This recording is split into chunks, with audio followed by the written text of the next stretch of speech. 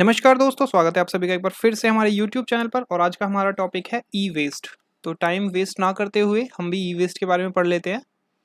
देखिए, ई वेस्ट का क्या मतलब होता है। इलेक्ट्रॉनिक वेस्ट इसकी फुल फॉर्म होती है इलेक्ट्रॉनिक वेस्ट। अब इलेक्ट्रॉनिक वेस्ट इसकी फुल फॉर्म होती है। इससे रिलेटेड जो टॉप 10 क्वेश्चंस हमारे आ सकते हैं एग्जाम्स में, वो हम चेक कर लेते हैं क्या क्या है। पहला है हमारा ई वेस्ट का क्या मतलब होता है। इलेक्ट्रॉनिक वेस्ट है एनवीरो एनवीरोमेंटल कचरा। दूसरा ऑप्शन है हमारा इलेक्ट्रॉनिक कचरा या वेस्ट। तीसरा है इक्विपमेंट कचरा। चौथा है कोई नहीं। तो देखिए, इसका जो सही आंसर है वो है इलेक्ट्रॉनिक कचरा या वेस्ट। देखिए, एनवायरमेंटल कचरा क्या होता है। देखिए, ये इन्वायरमेंटल है, ये हिंदी में यहाँ पे लिखा हुआ है, लेकिन इसका जो मतलब है वो है एनवायरमेंटल। एनवायरमेंटल कचरा यानी कि पर्यावरण की बर्बादी से उत्पन्न होने वाला, जैसे कि पेड़ काटना, ये सब। ये कचरा जो हम कचरा करते हैं पेड़ पर्यावरण से संबंधित, तो वो होता है एनवायरमेंटल। और ये होता है इक्विपमेंट यानी कि उपकरण। उपकरण बर्बाद होते हैं जो, वो कचरा जो होता है वो हमारा इक्विपमेंट कचरा होता है। और तीसरा होता है हमारा इलेक्ट्रॉनिक वेस्ट। ये इसकी फुल फॉर्म दी गई है। देखिए, ई वेस्ट से संबंधित इसकी फुल फॉर्म दी गई है। तो एनवायरमेंटल वेस्ट यहाँ पे दे दिया, इक्विपमेंट वेस्ट दे दिया और एक इलेक्ट्रॉनिक वेस्ट, ताकि आप ई से इसका मतलब कुछ और निकालें। लेकिन इसका जो सही आंसर है वो है इलेक्ट्रॉनिक वेस्ट। ई वेस्ट का मतलब होता है, देखिए आपने एक मूवी देखी होगी, मैं आपको याद दिला देता हूँ, मूवी से जल्दी याद आ जाता है। मूवी देखी होगी आपने सूर्य सिंघम S3। S3 में जो बिट्ठल होता है वो ई वेस्ट भेजता है ऑस्ट्रेलिया से। ऑस्ट्रेलिया से ई वेस्ट जो बिट्ठल होते हैं वो भेजता है। तो ई वेस्ट का मतलब होता है वहाँ पे इलेक्ट्रॉनिक वेस्ट। आपने देखा भी होगा, ई वेस्ट वहाँ से आता है, कंप्यूटर के बहुत सारे पार्ट्स, ये सब चीज़ें वो वेस्ट करने के लिए इंडिया में भेजता है। तो फाइनली ई वेस्ट का मतलब होता है इलेक्ट्रॉनिक वेस्ट। नेक्स्ट प्रश्न देख लेते हैं हमारा क्या बनता है। निम्नलिखित में कौन ई वेस्ट का सुरक्षित उपचार व निस्तारण का प्रकार है। सिक्योर्ड लैंडफिलिंग, इंसिनरेशन, रिसाइकलिंग, उपरोक्त सभी। तो इसमें जो आंसर होगा वो होगा उपरोक्त सभी। क्यों होगा वो मैं आपको बताता हूँ। सिक्योर्ड लैंडफिलिंग का मतलब होता है जमीन में दफना देना।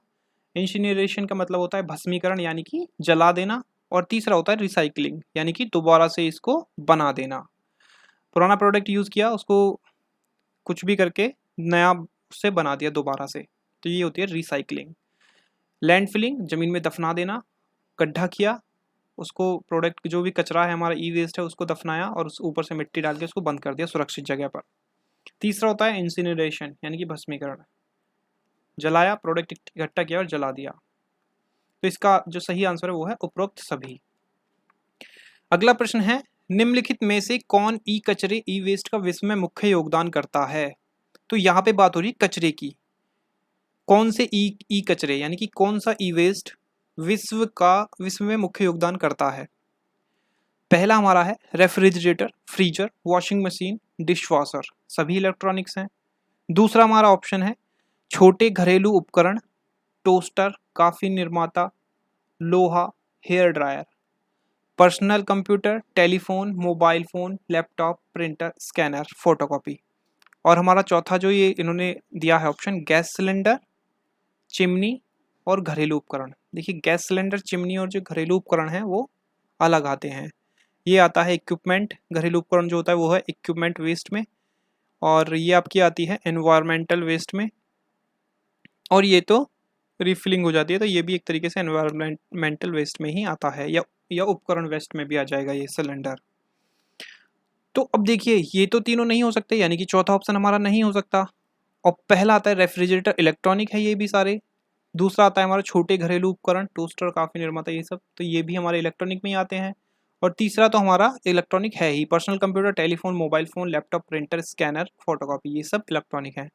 अब इसके ऑप्शन देखते हैं हम क्या क्या हैं। 1 2 3, पहला और दूसरा, तीसरा और चौथा, उपरोक्त सभी। तो इसमें है हमारा पहला, दूसरा और तीसरा, यानी कि ये वाला। तो हमारा सही जवाब क्या है, ऑप्शन ए, यानी कि 1 2 3। अगला प्रश्न देख लेते हैं। निम्नलिखित में से कौन सा विषाक्त तत्व ई वेस्ट में नहीं पाया जाता, यानी कि कौन सा विषैला तत्व। यहाँ पे विषाक्त का मतलब है कौन सा विषैला तत्व ई वेस्ट में नहीं पाया जाता है।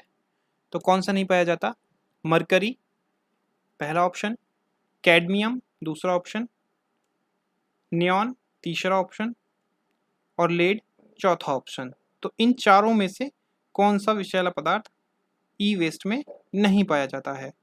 तो इसका क्या आंसर होगा? इसका आंसर होगा नियॉन। देखिए ई वेस्ट में जो मोस्टली विषैले पदार्थ जो पाए जाते हैं वो lead, cadmium, beryllium, lead oxide, barium, mercury, polyvinyl chloride और ब्रोमीन। तो इसलिए इसका जो आंसर है नियॉन है वो नहीं पाया जाता है। किसमें? ई वेस्ट में। एक बार मैं दोबारा से बोल देता हूँ। जो ई वेस्ट में पाए जाते हैं वो mercury, cadmium, lead, lead oxide, barium और आपका पॉलीविनाइल क्लोराइड और ब्रोमीन। तो ये सब जो विषैले पदार्थ हैं वो पाए जाते हैं किसमें? ई वेस्ट में। अगला प्रश्न देख लेते हैं। निम्नलिखित में से कौन सा तत्व ई कचरे, ई वेस्ट का कारण है? ऑप्शन है लेड, कैडमियम, बेरिलियम या ब्रोमाइट ज्वालाबंधक, उपरोक्त सभी। तो इसका जो सही आंसर होगा वो होगा उपरोक्त सभी। क्यों होगा? देखिए ये भी इसमें पाया जाता है, क्योंकि अगर ये लेड का केमिकल उसमें से निकलता है या विषैला पदार्थ निकलता है तो लेड भी इसका मतलब उसमें है। कैडमियम ये भी है, मैंने अभी आपको पिछले क्वेश्चन में बताया। बेरिलियम भी है, या ब्रोमाइट ज्वालाबंधक ये एक ही है। तो इसको हम ब्रेमाइट को हम बेरिलियम को हम ब्रोमाइट ज्वालाबंधक भी बोल सकते हैं। तो इसका जो आंसर होगा वो होगा उपरोक्त सभी, यानी कि चौथा आंसर इसका सही है। अगला प्रश्न देखते हैं। कैथोड रे ट्यूब CRT में कितनी सीसा या लेड होती हैं, जिसे आमतौर पर पिक्चर ट्यूब कहा जाता है?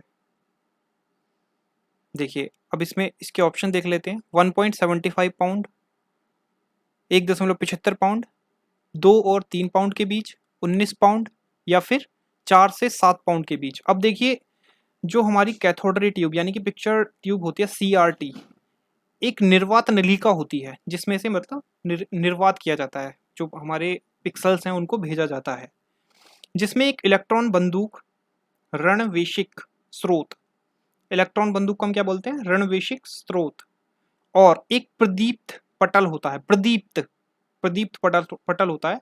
इसको बनाने में 4 से 7 पाउंड के बीच सीसा या लेड का इस्तेमाल किया जाता है। तो इसलिए इसका जो आंसर होगा वो होगा 4 से 7 पाउंड के बीच।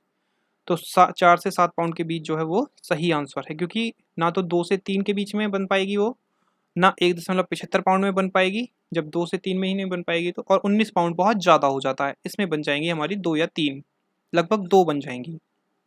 तो इसका जो सही आंसर है वो है डी, 4 से 7 पाउंड। CRT या में CRT को बनाने में जो सीसा या लेड होती है वो 4 से 7 पाउंड के बीच में यूज होती है। अगला हमारा प्रश्न है, ई वेस्ट में पाए जाने वाले विषाक्त यानी कि विषैले पदार्थ एवं मानव पर पड़ने वाले कुप्रभाव कौन कौन से हैं? अब इसका आंसर है फेफड़े और का कैंसर। देखिए पदार्थ द्वारा यहाँ पे होना चाहिए था, ई वेस्ट में पाए जाने वाले विषाक्त पदार्थ द्वारा मानव पर पड़ने वाले कुप्रभाव कौन कौन से हैं। तो इसके लिए मैं माफी चाहता हूँ, ये टाइपिंग एरर है। तो कौन कौन से कुप्रभाव पड़ सकते हैं? फेफड़े का कैंसर, DNA की क्षति, ब्रेन यानी कि दिमाग में प्रॉब्लम हो सकती है, उपरोक्त सभी। तो इसका आंसर होगा उपरोक्त सभी, क्योंकि ई वेस्ट का जो कचरा होता है, देखिए अगर हम उसको जलाते हैं यानी कि उसका भस्मीकरण करते हैं तो उससे जो उठने वाला धुआं होता है वो हमारे अंदर जाकर हमारे फेफड़ों को नुकसान देता है। DNA की क्षति भी इससे होती है, इसके जो रेडिएशन होते हैं उससे, और ब्रेन यानी कि दिमाग को भी इससे नुकसान होता है। तो इसका जो आंसर होगा वो होगा उपरोक्त सभी, यानी कि डी आंसर इसका सही है, डी ऑप्शन। अगला हमारा प्रश्न बनता है, देखिए इसके बारे में मैं आपको एक चीज़ और बता देता हूँ। ई वेस्ट में जो विषैली धातुएं पाई जाती हैं जिसको जलाने से धुआं उत्सर्जित होता है, जब धुआं उत्सर्जित होता है तो परिवेशीय वायु में रहकर सांस के माध्यम से शरीर में पहुंच जाता है, और शरीर में जाने के बाद शरीर के अलग अलग अंगों को अपनी विषैल जो उसकी मतलब विषैलीता होती है यानी कि जो उसका नुकसान होता है उससे अपने विष से, विषैले पदार्थ तो होते हैं, जो विषैला जो धुआं होता है वो उससे प्रभावित करता है। तो इसलिए जो इसका आंसर होगा वो उपरोक्त सभी ही होगा, तो अलग अलग अंगों में जाके परेशान मतलब प्रभाव कर सकता है। अगला प्रश्न है हमारा, ई कचरे या ई वेस्ट के बारे में निम्नलिखित में से कौन सा कथन सही है? कथन देख लेते हैं क्या है। इलेक्ट्रॉनिक वेस्ट को जलाने से विषैली गैसें उत्पन्न होती हैं, बिल्कुल सही होती हैं। ई वेस्ट या इलेक्ट्रॉनिक कचरा यानी मोटे तौर पर फेंके हुए, बचे हुए, टूटे हुए, समय के साथ बेकार हो चुके इलेक्ट्रिकल या इलेक्ट्रॉनिक उपकरण, बिल्कुल सही है, जिनमें इलेक्ट्रिकल और इलेक्ट्रॉनिक सामग्री का समावेश होता है, बिल्कुल सही है ये भी। ए और बी दोनों बिल्कुल सही है, उपरोक्त में से कोई नहीं। तो इसमें जो आंसर होगा हमारा क्या होगा, ए और बी, यानी कि ये भी सही है और ये भी बिल्कुल सही है। तो इसका आंसर होगा डी, यानी कि ए और सॉरी माफी चाहूंगा सी, ए और बी। अगला हमारा प्रश्न क्या बनता है, निम्नलिखित में से कौन सा देश प्रति वर्ष सबसे ज्यादा अधिक ई वेस्ट पैदा करता है। देखिए ये मैं आपको पहले बता चुका हूँ, माइक पे नहीं बताया होगा तो बता देता हूँ। ई वेस्ट जो सबसे ज्यादा उत्पन्न करता है वो करता है चीन। देखिए चीन में जो सबसे ज्यादा वो ई वेस्ट उत्पन्न होता है, यानी कि चीन सबसे ज़्यादा मैन्युफैक्चरिंग करता है इलेक्ट्रॉनिक उपकरण की, और सबसे ज़्यादा इम्पोर्ट भी एक्सपोर्ट करता है। तो सबसे ज़्यादा जो ई वेस्ट पैदा करता है वो भी चीन ही करता है। इसके ऑप्शन देख लेते हैं, भारत, चीन, संयुक्त राज्य अमेरिका, फ्रांस। तो इसका आंसर क्या है, चीन। विश्व में लगभग, देखिए मैं आपको बता देता हूँ, विश्व में लगभग 200 से 500 लाख मेट्रिक टन ई वेस्ट जनित होता है, जिसमें चीन का योगदान सबसे ज़्यादा है। तो इसलिए सबसे ज़्यादा कौन करता है, चीन ही करता है। इसका ऑप्शन होगा बी। अगला प्रश्न देख लेते हैं, निम्नलिखित में से कौन पीसी या टीवी का सबसे मूल्यवान हिस्सा होता है। अब देखिए इसमें इलेक्ट्रिकली पदार्थ के बारे में पूछा जाएगा, कैथोड रे ट्यूब में लेड, सर्किट बोर्ड जिसमें चांदी और सोना होता है, कैथोड यॉक में कॉपर, उपरोक्त में से कोई नहीं। तो इसका सही आंसर कौन सा होगा, कैथोड यॉक में कॉपर। क्यों होगा वो भी मैं बता देता हूँ। कैथोड यॉक में कॉपर का एक प्रकार चुंबकीय लेंस है। देखिए कैथोड यॉक में कॉपर का एक प्रकार का चुंबकीय लेंस है, जिसका उपयोग कैथोड किरण ट्यूबों में पूरे स्क्रीन पर लंबवत और क्षैतिज रूप से इलेक्ट्रॉन किरण को स्कैन करने के लिए किया जाता है। तो इसीलिए इसका जो सी आंसर है वो सही है। यानी कि देखिए कैथोड योक जो होता है उसमें एक कॉपर का चुंबकीय प्रकार का एक प्रकार का चुंबकीय लेंस होता है, जो जो हमारी कैथोड किरण ट्यूबों में जो ट्यूब होती है, जो पिक्चर ट्यूब होती है, उसमें आपने देखा होगा पीछे की तरफ बिल्कुल नलकी जैसा होता है और आगे की तरफ स्क्रीन एकदम चौड़ी हो जाती है। तो लेंस लगा होता है उसमें, वो पूरी स्क्रीन पर उसको फैलाता है कैथोड किरणों को, लंबवत और क्षैतिज रूप से इलेक्ट्रॉन किरण को स्कैन करने के लिए किया जाता है। इसलिए इसका आंसर कौन सा होगा, इसका आंसर होगा सी।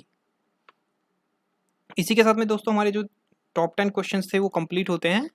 तो आशा करता हूँ वीडियो आपको पसंद आई होगी। जो क्वेश्चंस हैं ये आपके काफ़ी काम भी आएंगे। तो रिक्वेस्ट करूंगा, अगर आपने अभी तक हमारे चैनल को सब्सक्राइब नहीं किया है तो चैनल को सब्सक्राइब कर लीजिए। वीडियो को लाइक करना बिल्कुल मत भूलिएगा अगर पसंद आई है तो, और कमेंट करके हमें अपना वैल्यूएबल कमेंट में कोई भी जानकारी अगर आप देना चाहते हैं, या कोई भी आप किसी टॉपिक से रिलेटेड आप वीडियो के बारे में जानकारी देना चाहते हैं हमें, तो आप बिल्कुल ज़रूर हमें दे सकते हैं कमेंट करके, क्योंकि मैं आपके सभी कमेंट्स के बिल्कुल रिप्लाई करूँगा। और अगर आप कमेंट में बताएंगे कि किस प्रकार की किस टॉपिक पर आपको वीडियो चाहिए, तो वो भी मेरे लिए बहुत ही बेटर होगा। नेक्स्ट वीडियो में दोबारा मिलते हैं किसी नए अपडेट के साथ में, तब तक के लिए नमस्कार।